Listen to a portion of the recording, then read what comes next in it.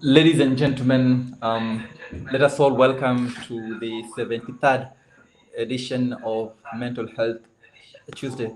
Remember that this is a Mother's Day special. This month we were celebrating our mothers in various forms.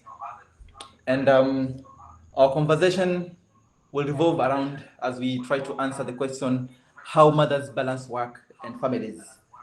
And this is just one of our significant a conversation that we need to have, and that our society needs to understand that, and also even recognize the incredible efforts and challenges faced by our mothers who juggle between responsibilities of their careers and also their families. And to make it a little more interesting is that the role of motherhood is one that carries immense joy, love, and fulfillment. However, it is without doubt that it has its fair share of complexities. In today's fast-paced world where women striving for careers, we want to understand that the demand of work and personal life often collide. And striking a balance can be very challenging. As our mothers navigate between their professional aspirations and the need of their families, they often find themselves encountering various obstacles that can affect their mental well-being. So it is important and even a lot more crucial that we shed light onto the mental health aspect of this delicate balance, as it directly impacts the overall well-being of both our mothers and their families.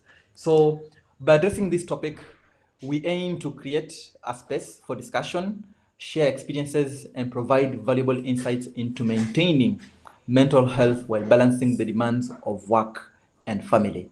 There are sets of questions where our esteemed guest, Honorable Mishi Mayumbe, will be able to help us navigate around, where these questions are going to help stimulate a dynamic and engaging conversation that will offer all of us an opportunity to share our insights, personal experiences, and also strategies that have proven effective in our own lives. By collectively exploring these aspects, we can work towards identifying meaningful solutions and fostering a supportive environment that empowers working mothers to thrive both personally and also professionally. So, before we move on to the questions, I'd love to invite our honorable member of the County Assembly, Madam Mishi Mayumbe. Please welcome. You can say hello and introduce yourself. Tell us who you are, and probably start us off by answering the question that what is the joy of motherhood? As we start off, welcome our honorable member. Hi, my name Hi, is. welcome, Mishi. Thank you for this opportunity. Good evening to all of us who are in this platform. My name is Mishi Idi Mayumbe. I am a leader, a mother, and a personnel that is highly dependable under so many circumstances within the community that I operate from. I do business too. Recently, or rather previously, we celebrated the International Mother's Day. I am personally happy and find it a blessing for me to be a mother. The journey towards motherhood is not an easy one, but it's full of interesting experiences, learning experiences, hurdles, ups and downs. But by the end of the day, the entire objective of the motherhood journey is the one that makes us as mothers to have that fulfilling mission towards upbringing our children. And so as a mother, I have learned through experience, both personally and sharing insights here and there. But by the end of the day, I have learned a lot as a mother, have been able to appreciate myself, appreciate other mothers around the world, because the whole motherhood journey is dynamic. It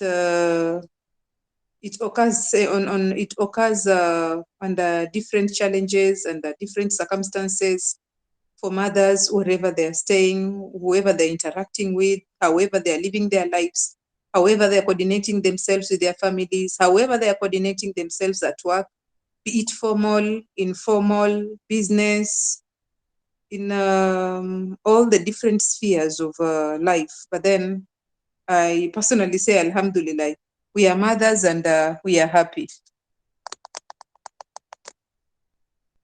Thank you so much. I think we starting off to a very good notch. I understand that you are proficient in both languages, the Yeah. Kiswahili language and also the English language. And for the Mhm. benefit of our individuals who probably won't find it quite easier to go all the way English, would love to mix it up so that some can understand you better and some can even hear you in their language that they understand most. So Okay. to pick it off, our first question, I'll probably go easy.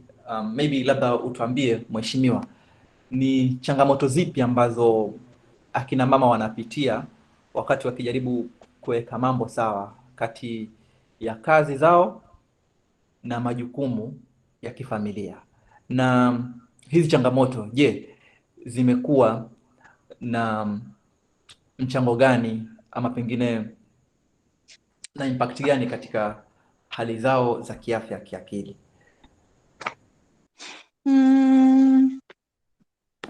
Kibinafsi, or rather personally, allow me to mix between the two. Akuwa huru. Sisi kama kina mama, mimi labda nikijichukulia kama mfano wa mama, sometimes I have found myself having guilt between divided attention between my family and work. And by so saying, ile hali ya kwamba unajiona ni kama unajutia, ni kama umelemea upande mmoja, aidha wajipata umelemea familia ama umelemea kazi ama umelemea biashara yako. Zote zina athari yake kwa kiasi, kwa sababu ukiangalia kazi na kuwa mama, unajua mama ni mlezi nyumbani. Sasa kazi na kuwa mama ni hali mbili ambazo zote zinataka mpangilio. Sasa ile hali ya kujutia, basi huwa anasema kama kina mama sisi tusijutie, ila tuione ni kama ni changamoto, alafu kitu muhimu, we look at how we can strike a balance between the two. Alafu pia tukubali kwamba sisi kama kina mama, wakati tuna delegate, wakati tuna perform hizi responsibilities zetu, either tukiwa kazini ama tukiwa nyumbani, kuwe na ule mpangilio wa ni kipi kinafanyika nyumbani na ni kipi kinafanyika kazini. Haswa huku nyumbani, kama aidha family setup ambao unaishi ni family ya kwamba aidha una mume, una watoto, ama una mume peke yake, ama ni wewe mama peke yako, ni wewe na watoto. Naongelea kuhusu single mothers pia, kwa sababu ukiangalia setup zetu za familia ambazo tunaishi sisi kina mama ziko tofauti tofauti. Na pia katika hizi setups ambazo tunaishi, je, katika muongozo wetu wa kuishi tunaishi kitaaluma, yani kama professional, tunaangalia issues za professionalism pale ndani, ama tunaishi na mwongozo wa kidini? Kwa sababu ukizingatia kwamba pia katika ndoa ambazo watu wameoana siku hizi, kuna zile za kidini ukakuta ni Waislamu wameoana, ni Wakristo wameoana, alafu kuna zile ndoa ambazo ni Mkristo na Muislamu wameoana, watu wameoana kisheria. Sasa katika hali hizi zote kuna ile misingi ya kuishi ukiwa nyumbani na kuna ule mwongozo wa kikazi ukiwa kazini. Kitu kizuri na kazini, unapata kazi zetu nyingi ama biashara zetu nyingi ambazo tunazifanya, kuna mfumo ambao upo tayari. It also depends on the level at which you are either employed or transacting your business. If you are transacting your businesses as a woman and as a manager somewhere, it's a bit easier because most of the times kuna mambo mengi ambayo utakuwa unajipangia mwenyewe kulingana na yale mazingira ambayo mwenyewe unaishi nyumbani. Kwa mfano nikijichukulia mimi mwenyewe kama mama, my day starts at 5, but it comes with the prior night preparations.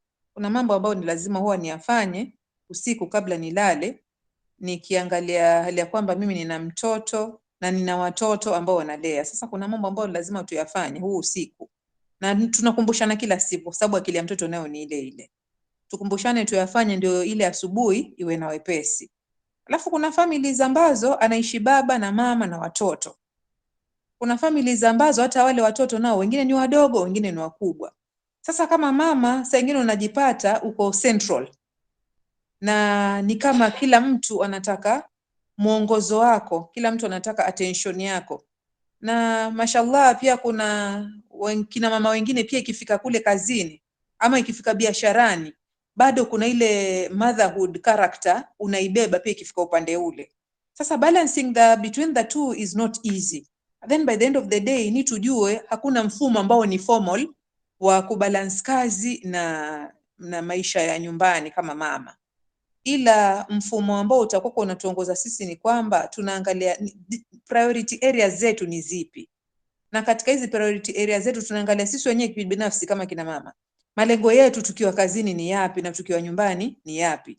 Kwanza kuna yale ya sisi kibinafsi na sisi na familia zetu, ama wale watoto ama wanaume ambao tutakuwa tunaishi nao. Alafu kuna kule kazini nako kuna yale ya sisi kibinafsi na kuna yale ambayo ni ya ile kazi, kwa sababu I say at work it's like a system. When there is a system at work, you are part of that system. So you become an interrelated part of that system. You have your functions, you have your roles and responsibilities to play during that particular time. Sasa unaangalia ni vipi wewe kama mama ukiwa kule kazini, utajiconduct kivipi paka wewe unaweza kucomplement na ile system ambayo iko in place. At the same time pia ukiwa nyumbani unaangalia ile relevance yako na ni vipi utajigawanya. At home is more risky, inategemea na ile setup ya familia ambayo unaishi nayo ama unailea. Asante sana mheshimiwa, nadhani umejibu swali letu vizuri sana, kwa alielewa ameelewa, ila kuna nafasi moja sana ambayo pengine hujaigusia na mimi ningependa uigusie ndo wengine wapate kuelewa vizuri zaidi. Tumetaja changamoto, lakini bado hatujasikia hizi changamoto zinakuwa na athari gani katika afya ya akili ya mama ambaye anajaribu kubalance kati ya taaluma yake na familia. Zina madhara changamoto, kwa sababu pale unapofeel ile guilt consciousness ikawa inakumeza wewe, kuna mambo tofauti tofauti ambao ukikubali yale majuto yakikuvaa ambayo hutaweza kuyafanya. Kwanza, sala kubwa katika ulezi nyumbani na kujisimamia kwako kikazi, kuna yale malengo ambayo utakuwa umeweka hutaweza kuyatimiza. Hiyo ni changamoto ya kwanza. Changamoto ya pili, utashindwa kupangia wakati mwafaka wa kazini na nyumbani ama biasharani na nyumbani. Changamoto ya tatu, kama mama, haiwezekani kwamba wewe utakuwa unaweza kufanya kila kitu kiwe perfect ukiwa kazini na ukiwa nyumbani. Kuna majukumu mengine ambayo ni lazima udelegate. Even at work, lazima kuna vitu udelegate. Even at home, huwezi ingia ukawa wewe ndio utafagia, wewe ndio ambaye utapika, wewe ndio ambaye utasupervise watoto homework, wewe, yani kila kitu wewe ni wewe mwenyewe utakaifanya. Na basi inapotokezea taswira ambayo ni kila kitu ni wewe mwenyewe ufanye, na uwe hii changamoto ya guilt consciousness imekuvamia, time management yako itakuwa poa. Na kama utakuwa unakosa aspect ya time management, kiakili utadhurika, kwa sababu kila kitu ambacho utakuwa unakifanya aidha uko nyumbani ama uko kazini, kila kitu kinatakana kwenda na wakati. So if you'll not be able to strike a balance between the two, you will be mentally disturbed. And at the same time, there is a whole aspect of communication.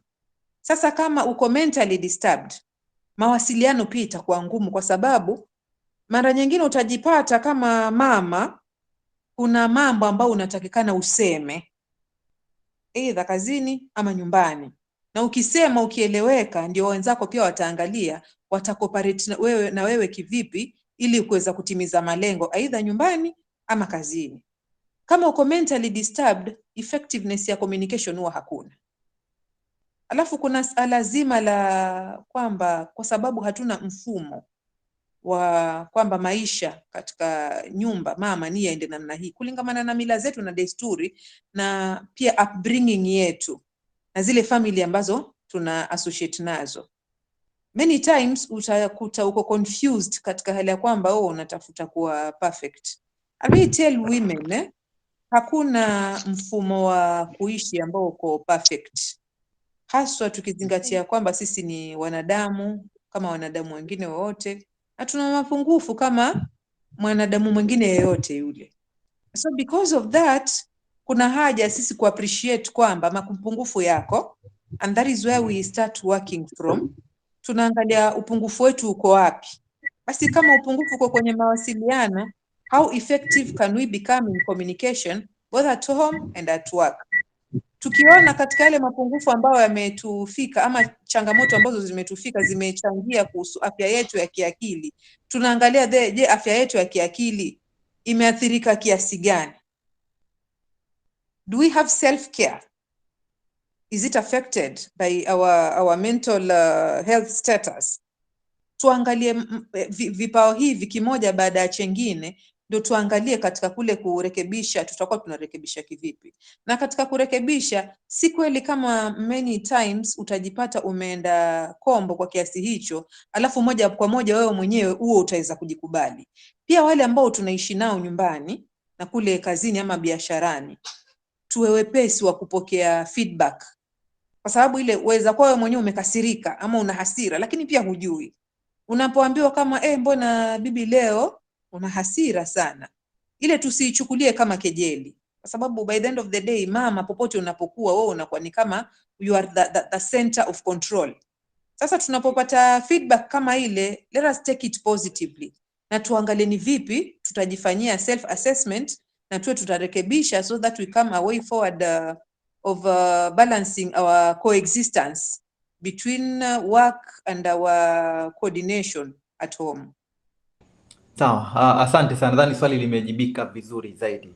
Na tukiachana na changamoto ambazo zipo, naamini kwamba jamii yetu hii ina shinikizo nyingi sana, pengine na matarajio ambao wako nayo, hasa kwa mama ambaye ana taaluma na vile vile ana familia. Labda pengine tukizungumzia hizi societal pressures na expectations, je, ni mbinu gani ambazo labda kina mama wanatumia na hizi pressure pia zinawaathiri vipi wao katika kubalance taaluma na majukumu ya kifamilia? Kwa sababu hizi shinikizo zipo nyingi sana na matarajio kwamba kwa sababu mheshimiwa yupo kazini na hivi na familia, basi tunatarajia maisha yake yawe hivi na hivi na hivi na hivi. Je, hizi shinikizo na matarajio ya jamii yanakuwa na athari gani katika afya zetu za kiakili, especially kwa mama zetu? Okay, societal pressures come in dynamic forms. They vary from one community to another, from one family to another. But by the end of the day, as a woman, we need to set limits. We need to look at how we can stop overdoing things at the expense of our mental health statuses. Nitasema tu kwa mfano, mimi ni mama, nina watoto nyumbani, nina kazi nafanya, nina biashara nafanya. Nikiangalia kwenye jamii yangu ambayo mimi ninayotoka, mbali na yale maisha ambayo mimi naishi na kule kung'ang'ana kwa kupambana na kukimu mahitaji ya familia yangu na mahitaji ya kazini kwangu, kuna yale ambayo ni ya kwenye jamii. Kwa mfano, kuna maharusi, kuna matanga, kuna watu ni wagonjwa, kuna mababy shower, kuna kwa mfano kama sasa ni wakati wa watu wameconcentrate sana na mambo ya ukulima. Kuna mambo mengi tu. First and foremost, we need to have priority areas, both at work and in our family setups. We need to set goals. Sisi tukiwa katika familia, malengo yetu ni nini? Matarajio ya jamii ni nini? Je, sisi tunaishi kwa sababu ya jamii ama tunaishi kwa sababu pia sisi tuna maisha yetu binafsi na malengo yetu binafsi na familia zetu ambao tunataka kutimiza? Kuna malengo ambayo katika jamii yanaambatana moja kwa moja na malengo ya familia zetu, na kuna malengo ambayo katika jamii hayana faida yoyote katika familia zetu. Ikiwezekana utaenda utajihusisha nayo, lakini mwisho wa kwisha utapata aidha kazi yako ama biashara yako inaanguka ama familia yako pia inaanguka. Sasa ikifika wakati kama huo, ni tujue viwango vya sisi kuhusika katika jamii. Tujue viwango vya sisi kuchangia katika mambo ambayo ni ya kwenye jamii. Na yana vipimo. Haiwezekani kwamba kwa mfano mimi siku moja nitakuwako naenda harusi zote, ama naenda matanga yote, ama naenda kwa mkuu wa wagonjwa wote, ama naenda kwenye harambee zote. Ni uongo, haitawezekana. Ni tukubali sisi kama kina mama ya kwamba kuna yale ambao tutaweza kuyafanya na yale ambao hatutaweza kuyafanya. Tunaweza kuyafanya, tuyafanye katika hali ambao ni ustaarabu. Ambao hatutaweza kuyafanya pia tuyakatae kiustaarabu, kwa sababu jamii yetu nayo by the end of the day ni ile ile. Utalaumiwa wewe hukwenda harusini, lakini hautalaumiwa kama hujasomesha mtoto wako. Utalaumiwa wewe haukuchanga kwenye harusi, lakini hautalaumiwa wewe kama mtoto wako nyumbani ni mgonjwa na hapati matibabu. Sasa utaangalia, ama tunafaa kuangalia sisi kama kina mama, priority areas katika jamii yetu ni zipi, katika familia zetu ni zipi, na pia katika kazi zetu ambazo tunazifanya, ama kuna biashara zetu ambazo tunazifanya ni zipi. Then we set limits. We should not overdo things using our energy, while at the same time we are affecting our mental stability.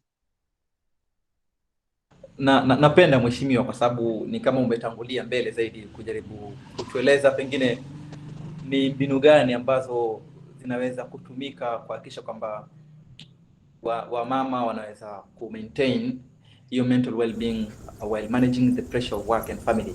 Ila kikubwa zaidi ambacho ningependa kukisikia, na bado nadhani wengi pia wangependa kukisikia, ni kuhusiana na swala zima kwamba je, hizi societal pressure na expectations ambazo zipo zinakuwa na athari gani kwa mama katika afya yake ya kiakili? How does it affect their mental well-being? Hizi societal pressure and expectations ambazo zimejengwa siku hizi kwa sababu ya matumizi ya mtandao, na alhamdulillah angalau katika kila nyumba hutakosa angalau mtu mmoja ambaye ana smartphone. Nitakupatia mfano mmoja tu. Unaweza lala uamke ushtukizie umeadiwa wewe mama kwenye group ya baby shower, alafu unaambiwa mchango shilingi 2,200. Ama ulale uamke ushtukizie umeadiwa kwenye group ya matanga, haswa kwa ndugu zetu ambao ni Wakristo, ambao matanga yao huwa yana ile gharama, maiti yatakuwa mochari, pengine kuna bili za hospitali, kuna kusafirisha mwili na mambo kama hayo. Mimi nikijiangalia mimi kama mama, mimi kibinafsi, mimi kuwa kwenye platform kama hii, it is expensive for me and I cannot afford it. Why force myself? Mbona nikajitie madeni kwa sababu nachangia baby shower? Mbona nikajitie madeni kwa sababu nachangia sare ya harusi? Mbona nikajitie madeni kwa sababu kuna matanga yanafanyika na labda nimekuwa mwanakamati na tutaka kuchanga labda 3,000? Mbona nisiende kujitia madeni kwa sababu kuna mtaji wa biashara tunachangiana? Mbona nisiingie deni kwa sababu labda kuna mtaji wa ufahamu fulani tungependa tuhamasishwe kama kina mama na ambao utatusaidia katika maisha?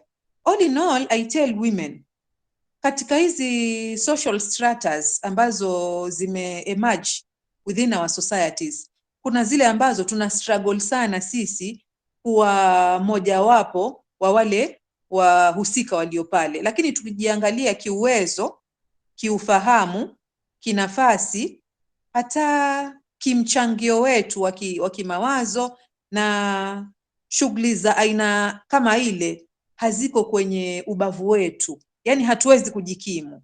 Sasa ukakuta umekuwa kwenye mtandao wa jambo ambalo wewe huwezi kujikimu, lakini unaenda kujitia madeni ambao mwisho wa kwisha, mimi husema hakuna kitu ambacho kinasumbua akili ya mwanamke kama deni.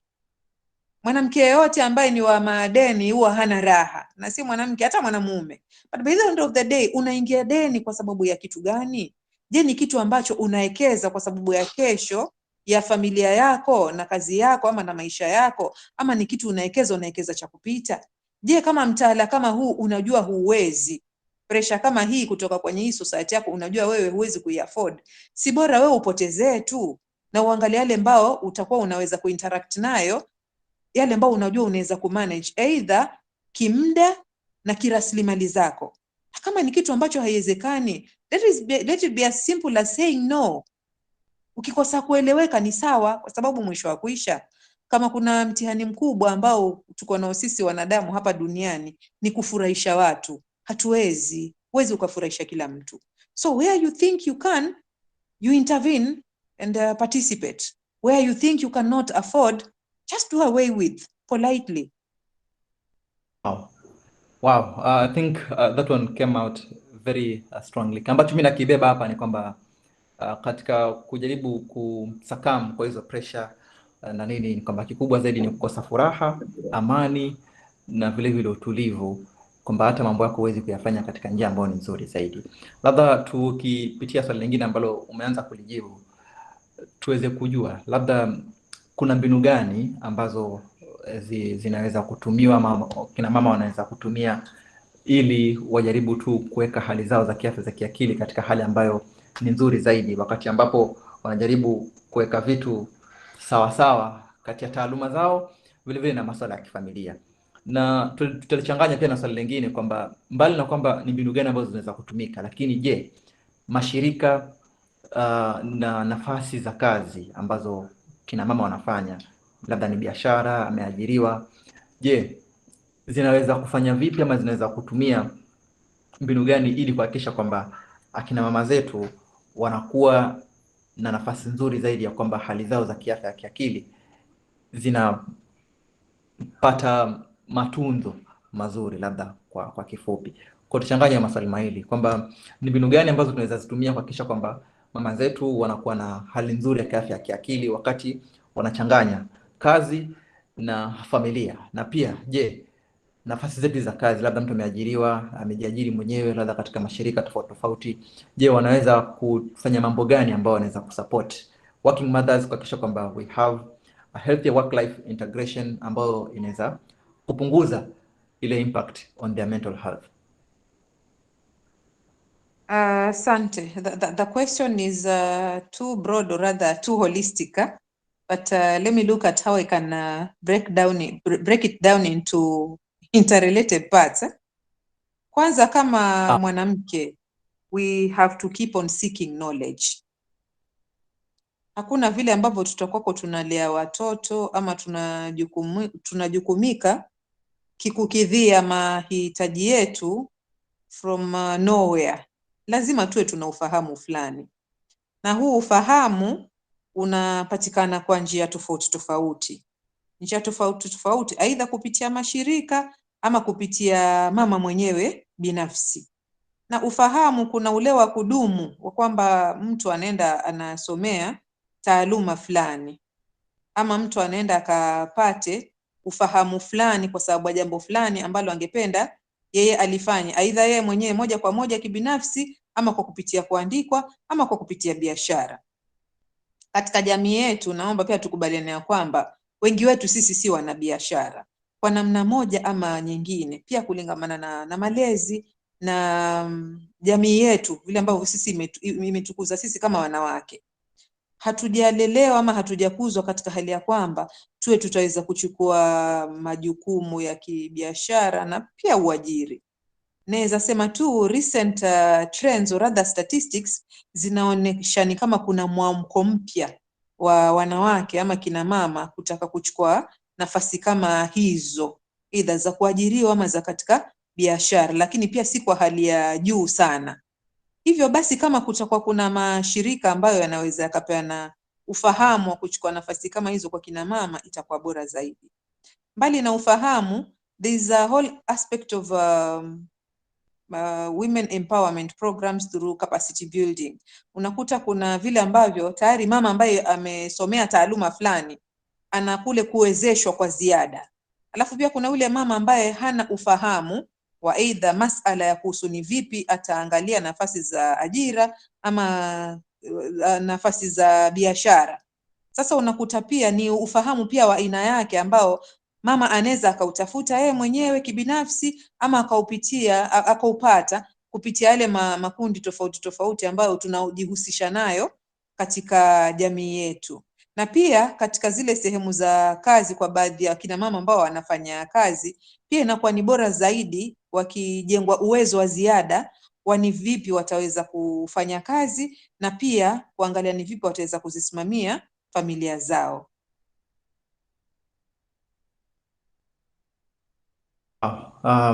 Nadhani insights zenye tunapata hapa ni za kusisimua kwa kweli, kwa sababu kuna vingi ambavyo binafsi mimi najifunza. Labda tukimalizia, kabla tuwaalike wengine waweze kuchangia, tuzungumzie swala zima la self care practices. Je, zina mchango gani katika maisha ya akina mama ambao bado wapo katika hali ya kuchanganya taaluma zao na familia zao, na je, wanaweza kuprioritize vipi their own well-being while caring for their families and excelling professionally? Self-care is very essential for any mother or rather any woman.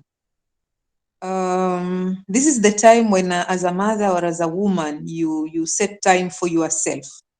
And by setting time for yourself, you set time for your personal development. Personal development that encompasses both mentally, spiritually, physically, and your total general health care. Haswa tukizingatia kwamba wamama wengi hata time ya kujishughulikia just for their outlook wengi hawana. Physically wengi hatuna. Emotionally ndio kabisa. Sasa self care inakuja in many forms, ya kwamba kwanza wewe mwenyewe ujikubali kama wewe ni mama. Ukishajikubali kama wewe ni mama, kuna zile anga tofauti tofauti at a personal level ambazo unaweza kujitengenezea your operational diary ambao utakuwa unaitimiliza na inakusaidia wewe mwenyewe kujengeka kiafya yako ya mwili, akili, mtazamo na kifikra yako ya vile ambavyo utakuwa una interact na mambo mengi katika jamii. Hiyo ni katika nyumba yako na katika kazi na katika jamii nzima kwa jumla. Wow, asante sana mheshimiwa. Nadhani kati ya siku ambazo tunajifunza vingi kuhusiana na vitu ambavyo na changamoto ambazo akina mama wanapitia, hasa akina mama ambao wana taaluma na wana familia. Naomba sasa hivi iwe uwanja huru kwa maswali, labda pia na maoni tofauti kuhusiana na mjadala wetu ambao tuko nao hii leo. Mazungumzo nadhani ni tajiri sana, yanaokwasi mwingi wa elimu na vingine vingi. Kwa hiyo tuwe huru kunyosha mikono, nafasi tutapewa mmoja baada ya mwingine, lakini pia tukumbuke wall chat ipo wazi na kila mmoja anaweza tuma maoni yake hapo. Labda nikisoma yale ambayo yametumwa sasa hivi ni kwamba kuna hawa mama zetu ambao kazi zao bado ni kiuzazi, kwa mabano housemaids, na bado wakifika nyumbani yeye acheze tena nafasi ya uzazi. Sasa kama mama huyu ni awe vipi ndio ili uzazi usimlemee ama usilemee upande mmoja na usiathiri afya yake ya kiakili? Nadhani ni swali kwa mheshimiwa. Abud anasema ustaarabu hufaa katika kila jambo letu katika jamii, kukataa kiustaarabu na kufanya kiustaarabu. Asante sana. Amerudia kusema kwamba know where you fit best. Mothers, we need to keep seeking knowledge. Nadhani mheshimiwa, nitakupatia nafasi ya kujibu swali ambalo Salim Chizuga ameuliza. Nadhani nikirudia kusoma tena, anasema kuna hawa mama zetu ambao kazi zao bado ni kiuzazi, kwa mabano housemaid, na bado wakifika nyumbani bado yeye acheze tena roli ya uzazi. Sasa mama kama huyu ni awe vipi ndio ili uzazi usilemee upande mmoja na usiathiri afya yake ya kiakili? Kumbukeni tunapeana nafasi kwa ambao wanataka kuchangia, na pia kwa wall chat mnaweza kuchangia zaidi. Mheshimiwa. Asante. I think for house girls work under different contracts, different terms and conditions. different working environments. Sasa itategemea. Nitapeana tu kwa mfano, kuna wale house girls wao wanalala, wanaishi na pale wanapofanya kazi. Kuna wale ambao wanakuja masaa, kuna wale ambao wanafanya kutwa. But by the end of the day, ni kipi ambacho utakuwa umekubaliana na ule mwajiri wako? Na ule mwajiri wako, je, atakuwa na nidhamu pia dhidi yako? Kwa sababu gani nasema hivi? Sisi ambao tunabahatika ama tuna nafasi kama hizo za kuajiri house girls, pia sisi nasi tuna ila zetu. Tuna ila zetu katika hali ya kwamba utakuta msichana wa wenyewe ama kijana wa wenyewe, maana house boys pia wako. Utakuta msichana wa wenyewe umemcontain 24/7. Yeye ana maisha yake pia kule nyumbani ama na malengo yake kule nyumbani, but because of their vulnerability unakuta mtu amewekwa tu katika hali ya kwamba pia coordination ama communication na kule kwao hakuna.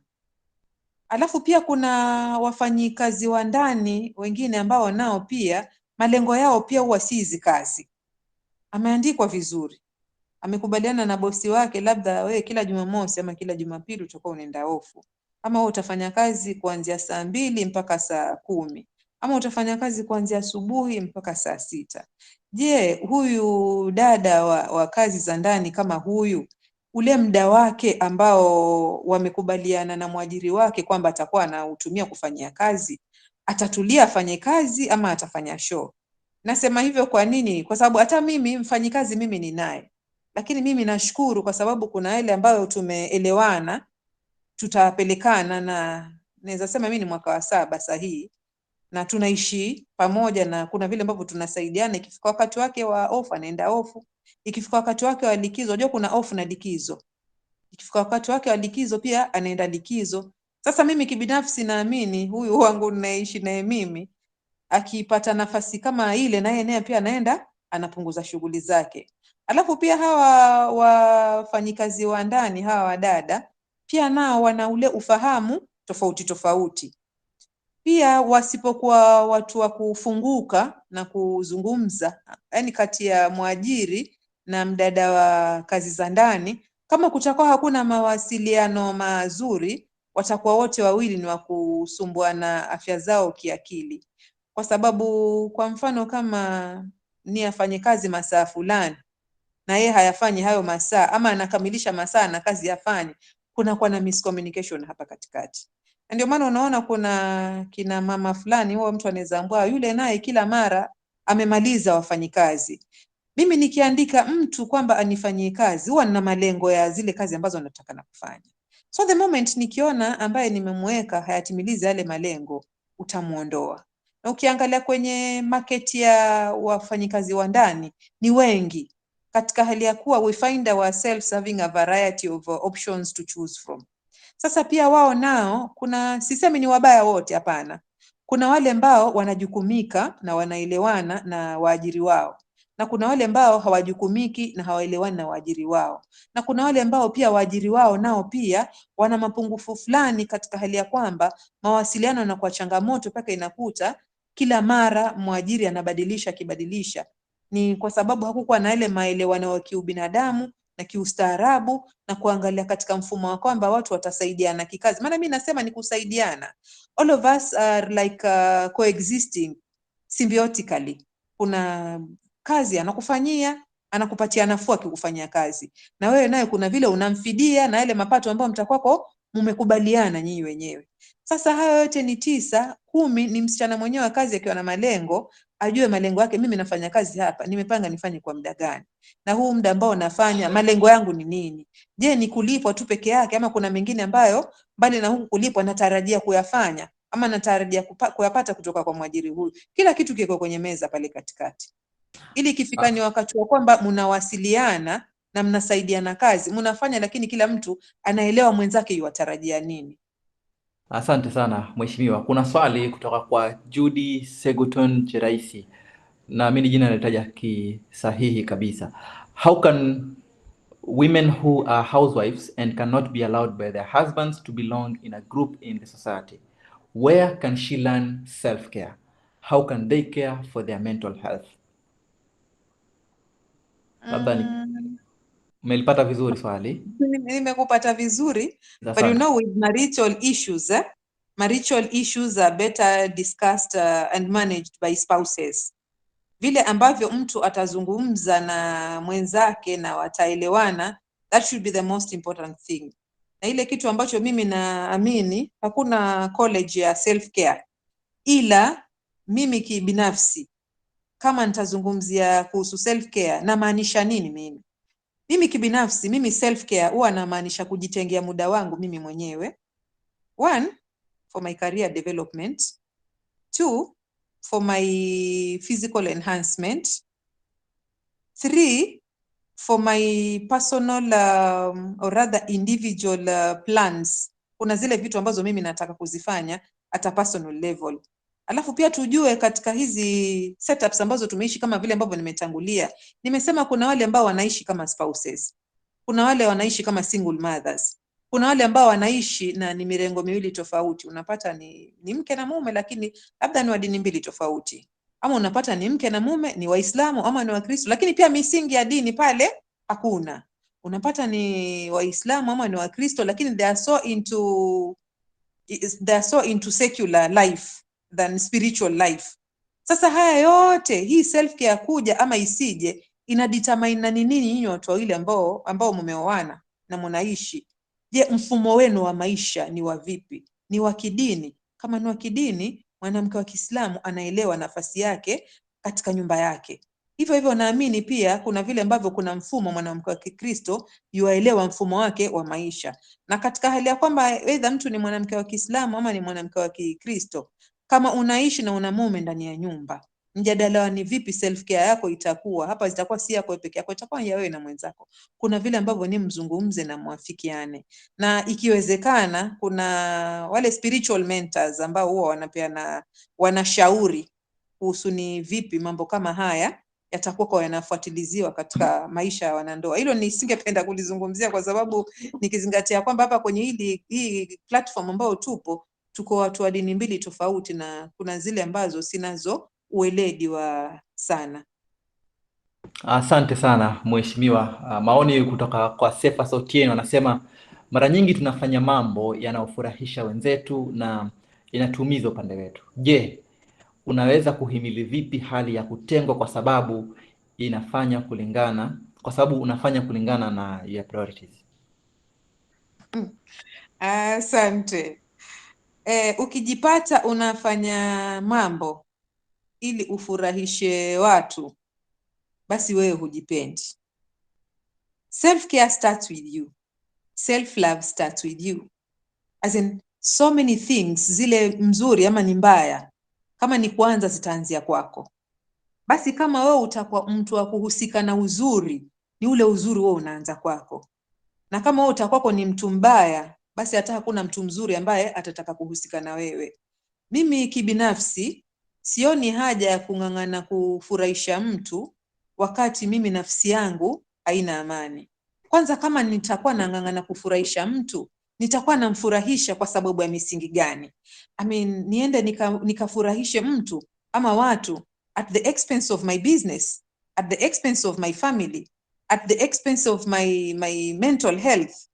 Hiyo itakuwa ni changamoto, na naona ikifika hapo atakuwa kwa mtu kama huyu anahitaji ushauri, na ni ushauri itabidi awe anaupata kulingamana na katika ile sacrifice yake ambayo anaifanya. Is it financial? Is it spiritual? Na mambo kama hayo. Ili kama ni financial, basi apate taasisi ambayo itakuwa kwa inaweza kumpatia ufahamu ni vipi anaweza kujikwamua katika hali hiyo. Kama ni spiritual pia, iwe ni vipi anaweza kupata spiritual mentor ambaye anaweza kumpatia ufahamu ni vipi anaweza kujikwamua katika hali hiyo. Kama ni work related, how do you even start sacrificing your work, your time for somebody else wakati wewe kwako unaanguka? Let's learn to set our priorities. Let us come first. Let our families come first. Let our businesses, our jobs come first before anybody else. Otherwise tutakuja kujipata keshoe yule ambaye tulijitumia kumfurahisha wakati sisi tumeanguka, family zimeanguka, ama biashara zimeanguka, ama vibarua vimeingia mchanga na kufanyiki tena, wao wataendelea na shughuli zao, na mwisho wa kwisha tutakaopata tabu ni sisi. So let's put our houses in order before we concentrate on somebody else's initiative. Asante sana. Bado hatujaona mikono kunyanyuliwa leo.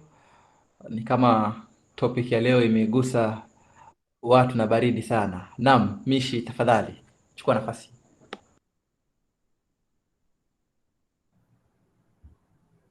Asante sana. Ningependa nimshukuru sana Mheshimiwa Mishi kwa yale ambayo ametujulisha siku hii ya leo. Nadhani zimekuwa ni points muhimu sana na maoni mazuri ambayo kama wamama, kama wadada tukiyafuatilia, basi tutapunguza ile pressure na pengine athari ya zile pressure za jamii. Mimi ni mwanamisi, hiyo Mishi ni, lakini mimi ni mwanamisi Libondo. So hii topic imenitouch pia, nimeona kwenye mtandao, nikasema nifike nisikie vile ambavyo tutajadiliana katika mkutano. Na ni masikitiko kuwa hata utafiti unaonyesha kuwa wanawake wengi sana wanakuwa na hizo pressure, wanakuwa na hizo misukumo, na wanawake wengi, in fact utafiti unasema kuwa kati ya wanawake 10, wanawake 8 huwa wanakufa wakiwa na stress, wanakufa wakiwa na majuto ya kuwa they could have done things better. Wanakufa ama wana madhasiku zao wakitamani kuwa pengine maisha yangekuwa yamekuwa tofauti. Tena nikidhani jamii yetu hasa yenye sisi tumetoka tukiwa hapa kwenye hii platform ya leo, na nadhani jambo hili linatu athiri zaidi pengine kuliko watu wengine. Maanake sisi kama Mheshimiwa Mishi alivyosema kuwa tuko kwenye jamii ambayo hali yetu ya kiuchumi imekuwa ni duni, hali yetu ya masomo imekuwa ni duni. Kwa hivyo imekuwa ni shida kidogo kwa sisi kuweza kujitegemea na kuweza kutengeneza zile nafasi za kuweza kujijali kibinafsi. Inakuwa ni ngumu pengine mama wa Kidigo, mama wa Kiduruma, pengine mama wa Kikamba kule ndani kuweza kujisimamia kusema kuwa mimi nitaenda holiday ama mimi nitaenda mahali fulani nikajifunze masomo fulani. Imekuwa ni ngumu sana. Uko pale nyumbani wakilia watoto. Tumeona mama zetu wamekaa pale nyumbani wakitulea, wakitoka aidha wanaenda shambani, wanaenda kwenye mkutano, wanaenda harusini, wanaenda matangani, lakini si ati anaenda mahali pengine kwa mafunzo yake mwenyewe binafsi kujifahamisha na kuweza kujikuza, ama pengine kwenda kusomea taaluma yote. Si wengi ambao wamekuwa nayo nafasi, kidogo sana. Na kama jamii tumeona kuwa tumekuwa na mkurupuko wa changamoto, mkurupuko wa matatizo. Biashara zimekuwa na machangamoto baada ya COVID pengine na sababu nyingi nyinginezo. Tumekuwa na changamoto za watoto wetu ambao wamekuwa tumesikia mara nyingi kwa nidhamu zao zimekuwa ni duni. Wazazi wamepata shida sana. Mzazi anajaribu kumwelekeza mtoto anakataa, imekuwa ni vikundi. Kama si mtoto wa bibi ni mtoto wa babu, kama si mjukuu wa bibi mjukuu wa babu, kama si hili alienda mtoto amekuwa na shughuli nyingi, so hili ana lile. Tumekuwa na changamoto za usanii umekuwa ni mwingi sana. Watoto wetu wamekuwa wameathirika. Ukiona mtoto anacheza mahali, mzazi anasikitika, wazazi wanasikitika vile mtoto anafanya, lakini mzazi unapata hakuna kitu ambacho anaweza kufanya. So nafikiri kama jamii tunahitaji viongozi ambao wataweza ku show up, leaders who will show up as humans and not just as heroes. Pengine nikielekeza hili sana kwa Mheshimiwa Mishi akawa kiongozi na akijua viongozi wengine. I think as a community we need leaders now who will show up as humans, who will show up as, especially for female leaders, who will show up as motherly figures now, not just as just leaders of the community, but as motherly figures who understand the challenges that mothers face in homes, and who understand the challenges that we face as a community, and how we can address these issues, not just political issues, not just career issues, but there are so many other issues that we face as a community, as mothers who try to strike balance and who try to remain sane despite all the responsibilities ahead of them. And we also need each other. Kama wamama, nafikiri tumekuwa na jamii, na huu msemo umekuwa mara nyingi sana tukiambiwa kwa wamama wamekuwa ni maadui mama zingine. Ni kitu ambacho tumekiona wazi na kinasikitisha. So nafikiri ni wakati ambapo tujaribu tuone vile tutaanza pengine kama kiongozi Mheshimiwa Mishi na viongozi wengine, tuone vile ambavyo tutaleta wasichana sasa kule kwenye mama zetu wako, pengine itakuwa ni ngumu kurudi nyuma, lakini sisi kama watoto wao na wale watoto wetu ambao wanakuja, tutaweza kufanya vipi mpaka tuhakikishe kuwa jambo kama hili halifanyiki tukisonga mbele, ya kuwa we burn out, our mothers literally burn out. Unaona mama wa Kidigo, mama wa Kiduruma, yani ile kuchoka, wamechoka, na ile masikitiko yamekuwa kibeba miaka mingi sana. Hana mtu wa kumwambia pole, hana mtu wa kumwambia asante, hana mtu wa kumwambia it is okay, it's going to be well. I think we have to stop that habit. We have to stop this thing, and we have to start cultivate and nurture an environment where we will show up for each other, where we can sit down and tell each other it's okay, it's going to be fine. Wanawake tu ile kukutana tu, ongeleshane, waambiane tu, mmoja tu amke ambie wengine kwa hii ni mambo ya kawaida, kama itakuwa pengine ni kidini, kama itakuwa tu ni mawazo tu ya kijamii. Lakini nadhani ni wakati ambao lazima sasa tuje na mikakati kama wanawake ya kuweza kukutana pengine na kupenda haya mafunzo, na si lazima ni mafunzo ya kitaaluma. Wengi wetu hawana hiyo background, wengine hawana uwezo, wengine hawana haja pia, manake ile tumekulia katika ile mazingira ya kimasikitiko na haipendezi, lakini hivyo ndio tumekulia kama jamii yetu. Lakini kuna kitu ambacho tunaweza tukasema pengine kwenye mkutano, kuna kitu tunaweza tukafanya kifanya mwanamke mwingine mahali akaona kuwa I'm not alone and it is fine. I'm not alone and it is fine. Ile tu kumwambia mwanamke mwingine pole, kuwa it is okay. I think we have to nurture that kind of environment, and to have leaders who know that this life is difficult and this life is unpredictable, and that we need each other to navigate through all these situations and all these uncertainties. So hayo ndio maoni yangu. Asanteni sana, na namshukuru sana Mheshimiwa Mishi kwa kila kitu ambacho ameweza kutuambia. Thank you. Asante sana Mwanamisi. Labda pekee nikirudi kwa wall chat kwa sababu muda nao umesonga. Joiria Sudi anasema mental health for women is paramount. Women are affected in various ways, including having stress, working depression, and emotional disturbance. This is indicated by the level of lifestyle diseases that have been caused by mental health issues. For example, ulcers, acidity, relationship issues, etc. For women, they always have to make deliberate decisions and choices. They must always choose between what needs to come first or what is the most important, different from men who can just make decisions with a snap. Sefa Sotieno anasema, above all, men should provide emotional, spiritual, economic support to women since they undergo a lot, especially the employed ones. Mheshimiwa, nadhani tukimalizia, labda if we're going to get a parting shot, naomba umalizie kujibu hili swali. Sefa anasema, if balancing between work and bringing up family has proven to be impossible, which one do you sacrifice at what stage? Tukimalizia. Balancing between, that's a good concern. Eh? And I don't think balancing between work and family is impossible. I think initially I stated the types of family setups that we live in.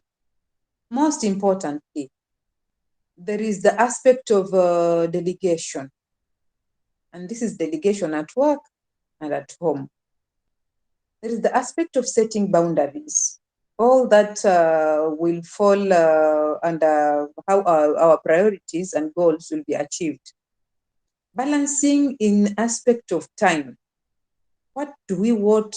What do we do? What do we do? Where, how, and when? That is either at home or at work, or rather business setup.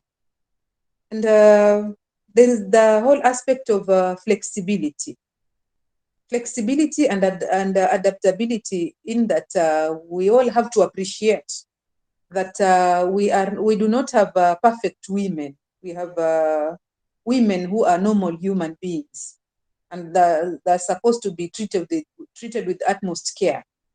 And at the same time, I spoke of us learning to say no where we cannot, because by the end of the day, it is not all about a woman every other time, but that symbiotic coexistence within a family setup or a business setup or a work setup. This one is for the employment setup.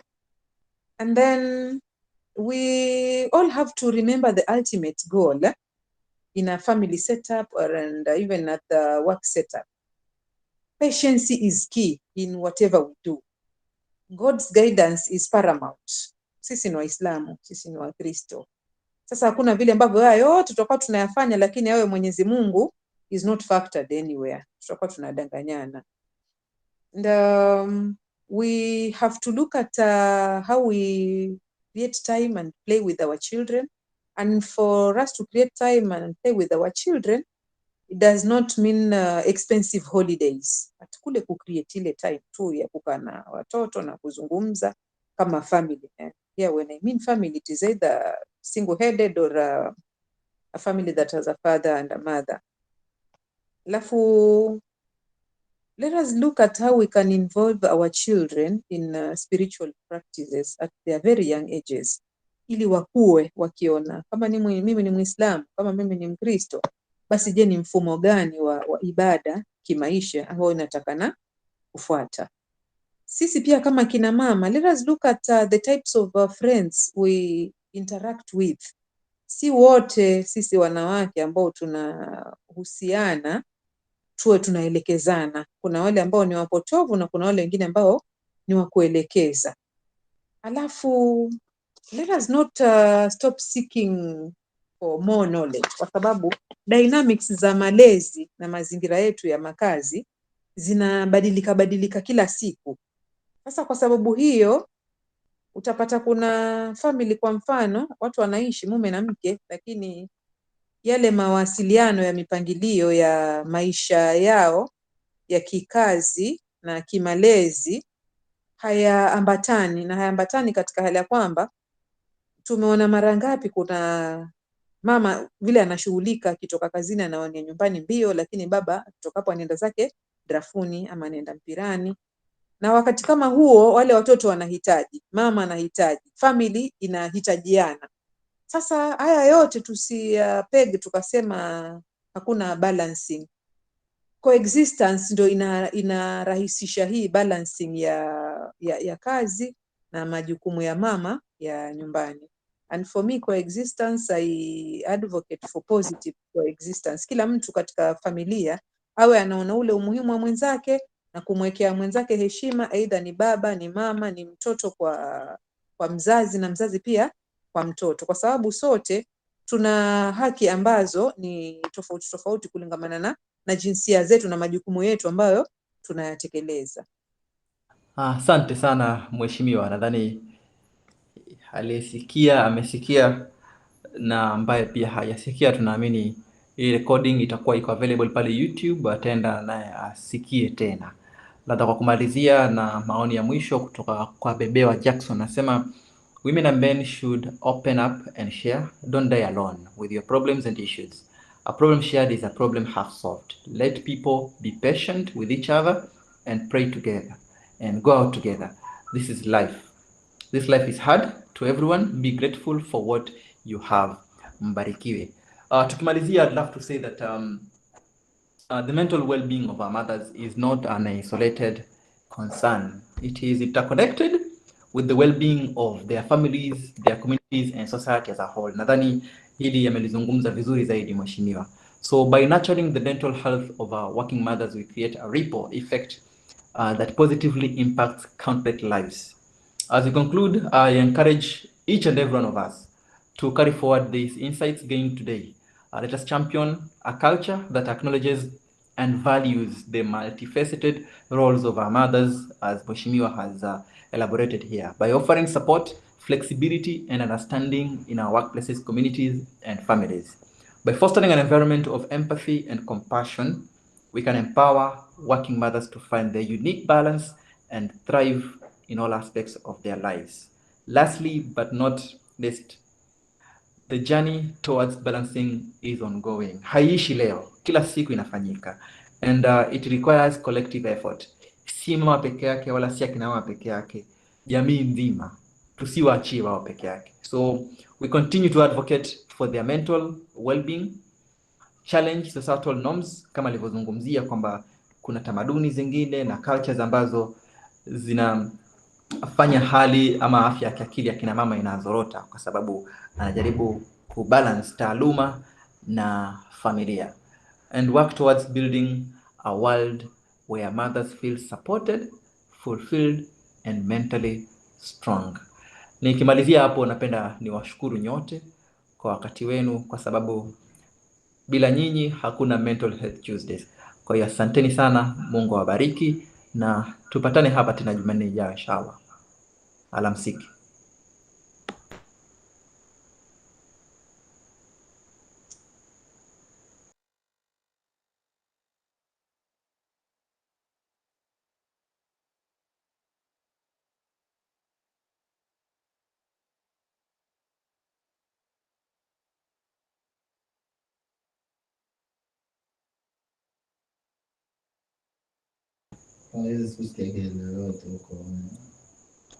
Alchaldi, tumekusubiri hapa ofisini ufiki bwana. Mwenzangu nazenguliwa mimi leo, hata ungejua hata niache hivyo hivyo. Alafu nakuja hapa nyumbani. Ni hapo nyinyi. Kevas, we need to stop recording this meeting. Bado ya record. Bado ya record, imagine. Ndio. Unajua Mohamed ameenda, so I think it's safe as stop the recording so other safari pia. Anyways, brother Ali, vipi? Baadaye nini? Mlale. Superstar. Oe. Nuri. Superstar, vipi sasa ile story yetu ninakutext WhatsApp? Naomba nipigie mimi WhatsApp kitu gani? Nipigie simu. Sasa nakupigia tu sasa hii, nakupigia. Hapo jamani, heri tuiachie hapo kwa sababu ibada inaendelea kurekodi and I don't know if someone will be here to edit it. Haya bro. Hapo amuwe na usiku mwema. Damanaisha post yako iko tayari Damanaisha.